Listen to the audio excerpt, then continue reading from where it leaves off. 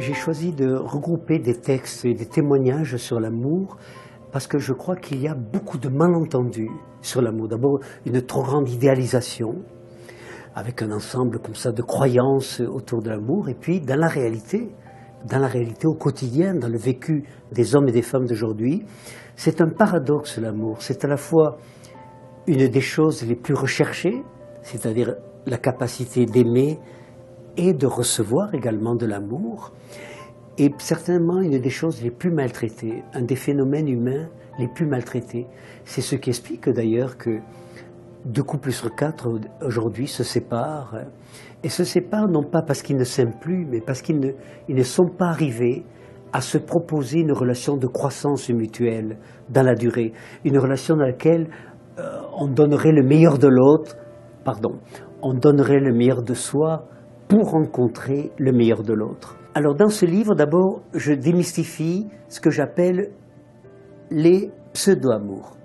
Qu'est-ce que c'est un pseudo-amour? C'est quand je dis à l'autre je t'aime et que ça veut dire aime-moi. Ça veut dire que je n'aime pas la personne, je mets du côté du cœur, voyez-vous, j'aime l'amour que cette personne a pour moi. C'est terrible ça, je suis dans un amour de consommation. 30% des couples. 30% des couples, il y en a un qui aime et l'autre qui se laisse aimer. Un autre pseudo-amour, c'est l'amour de déplacement, l'amour de compensation. J'attends de toi, ma chérie, que tu m'aimes comme ma mère aurait dû m'aimer, ou comme un précédent amour aurait dû m'aimer. Donc le bel amour qu'elle va me donner, je ne le reçois même pas. Il tombe, ça c'est terrible, parce que celui qui aime, il a l'impression qu'il aime dans le vide. Aujourd'hui, à l'âge que j'ai, 77 ans, la meilleure image que j'ai de l'amour, c'est l'image musicale.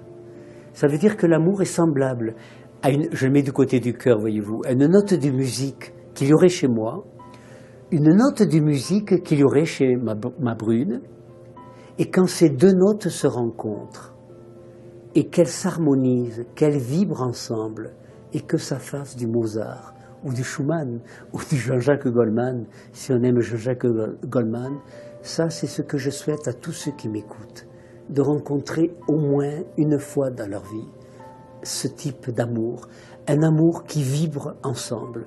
C'est la meilleure image que j'ai de l'amour aujourd'hui.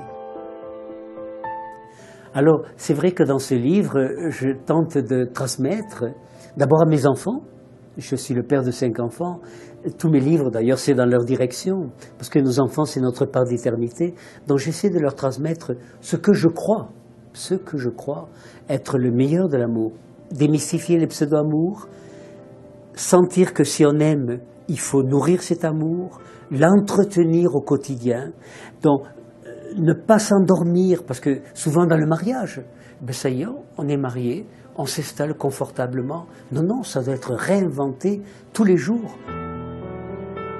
En commun. Réstimuler chez ceux qui vont me lire, homme ou femme, c'est 3 choses au moins. Apprendre à s'aimer, car si je ne m'aime pas, j'aurai du mal à aimer l'autre. Ça c'est le fondement, apprendre à s'aimer. Pas d'un amour narcissique, égocentrique, moi je suis le plus beau. Non, un amour de bienveillance, un amour de respect, respect de soi-même, etc. Deuxièmement, apprendre que nul ne sait à l'avance la durée de vie d'un amour. Donc, vivez-le au présent, ne passez pas à côté, ne remettez pas demain. Combien j'entends des couples, on travaille 9 heures par jour, etc., on tient un commerce, mais à la retraite, ah non, à la retraite, ça risque d'être trop tard. Apprendre à vivre l'amour au présent. Et ce que j'appelle surtout un amour en réciprocité. C'est pour ça qu'il faudrait ajouter un qualificatif chaque fois qu'on parle d'amour, le don d'amour. Ça veut dire que c'est quelque chose que j'ai à donner.